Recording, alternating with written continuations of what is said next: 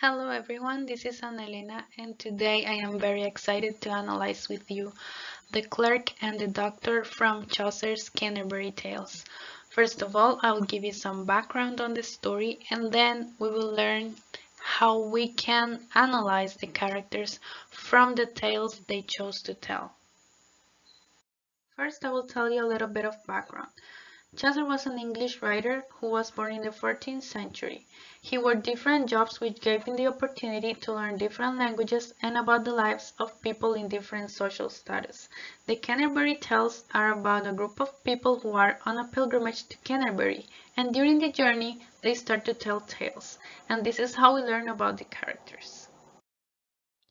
Now I will tell you about the clerk. Some of the aspects we are told about him are that he is a student. He is very quiet, so much so that the host tells him that he hadn't spoken during that day, so that he asks him to tell his tale. So we can know that he only spoke when it was necessary. Besides that, we can learn a lot from this story. So I'll tell you a little bit about the tale he chose. Basically, it's about a king that is forced by his people to get married. He marries a young poor woman and tells her to obey him and please him without complaining.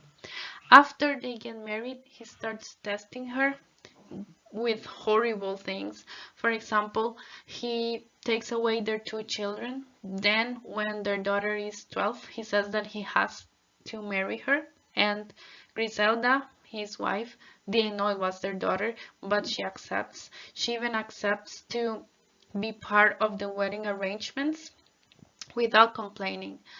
At the last minute, when they're about to get married, he decides to tell her the truth, to which she reacts with joy and with relief, and they have a feast and they live happily ever after. When I finished that tale, I was shocked. It didn't seem like something the clerk would consider right. So I read it again and I saw that at the beginning of the story, he says that this story is Francesco Petrarch's story. And at the end, he says that his intention, Petrarch's intention with the story, was not that wives should see Griselda as an example, but people in general should see her an example of overcoming adversity.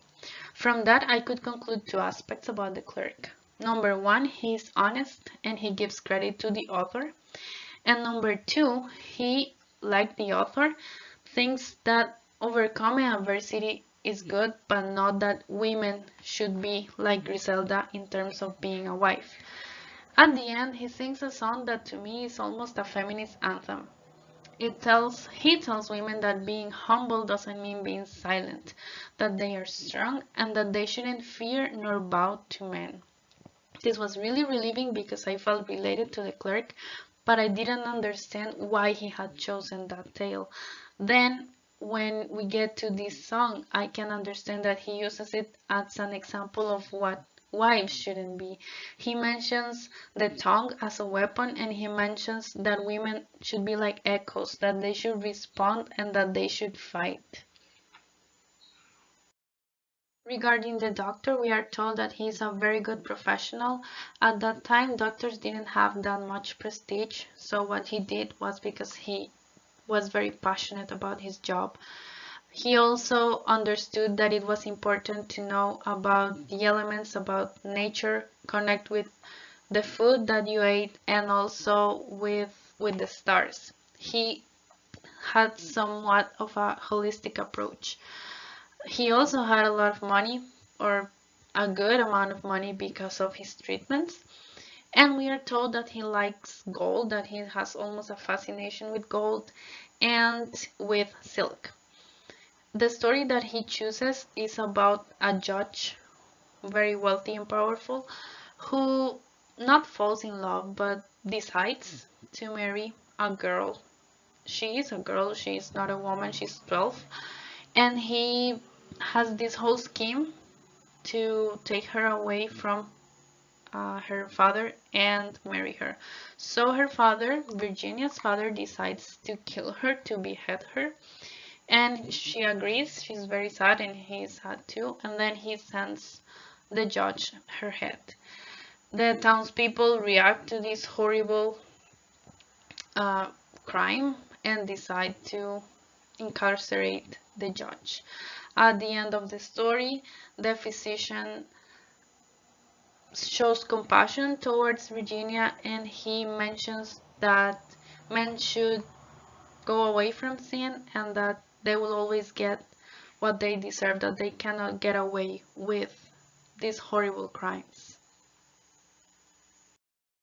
To wrap up, even though at first it was a little bit difficult for me to analyze these characters, at the end I could see how both of them showed compassion and a different perspective on women at that time.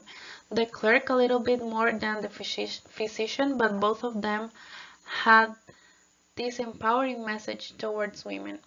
I'm really glad that I had to discuss these two characters. I hope that you learned and that you enjoyed.